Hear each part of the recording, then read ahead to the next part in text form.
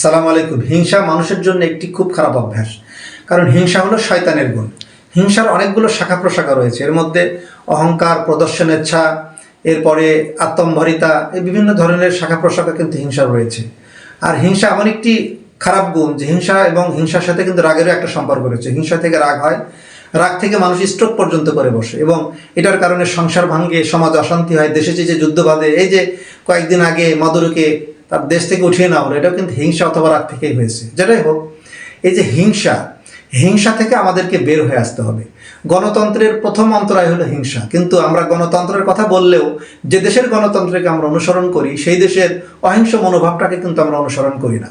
আমেরিকায় যদি নির্বাচন হয়, সবাই এক হলেও দেখা যাবে যে নির্বাচনের সময় একে অপরের সাথে কোনো দ্বিধাদ্বন্দ্ব থাকলেও নির্বাচনের পর কিন্তু তারা সব এক হয়ে যায়। দেশের উন্নয়নে তারা একযোগে কাজ করে, কেউ কারোর সঙ্গে কিন্তু হিংসা করে না। আমরা সে দেশের গণতন্ত্র মানলেও আমরা কিন্তু হিংসা করি। হিংসার কারণে আমরা একে অপরকে দেখতে পারি না। এমনকি একই পরিবারের মধ্যে দুই ভাই ছোট থেকে বড় হলো একসাথে, তারা কত মিল মহব্বত, কিন্তু রাজনৈতিক কারণে কারোর সাথে করে দেখা নাই, সাক্ষাৎ নেই, মিল নেই, মহব্বত নেই। এই পরিস্থিতি থেকে আমাদেরকে বের হয়ে আসতে হবে। আর মনে রাখতে হবে, হিংসা হলো শয়তানের গুণ। শয়তান হিংসা করেছিল, সে অহংকার করেছিল।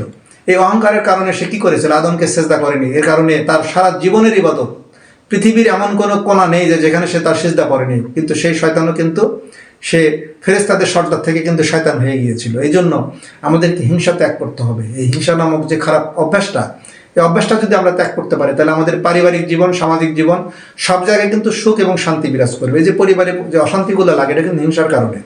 কেউ কাউকে দেখতে পারে না, কেউ কাউকে সহ্য করতে পারে না। এই যে হিংসা, এটা থেকে মানুষের স্ট্রোক, মানুষের নানা ধরনের অসুখ বিসুখ, মানুষের যে একাকিত্ব থাকার মন মানসিকতা, বিভিন্ন ধরনের এই যে মানসিক ইস্যু, শারীরিক ইস্যু, সামাজিক ইস্যু, রাষ্ট্রীয় ইস্যু, এমনকি আন্তর্জাতিক ইস্যু, সব কিছু কিন্তু হিংসা থেকে। আসুন আমরা হিংসা পরিত্যাগ করি, আমরা অহিংস সমাজ গড়ে তুলি। আমরা অহিংস হয়ে একে অপরকে বন্ধু হিসেবে গ্রহণ করি। সমাজে সুখ শান্তি বিরাজ করবে। ব্যক্তিগতভাবে কিন্তু আপনিও ভালো থাকবেন। Voice of Atikullah Arefin Rasel.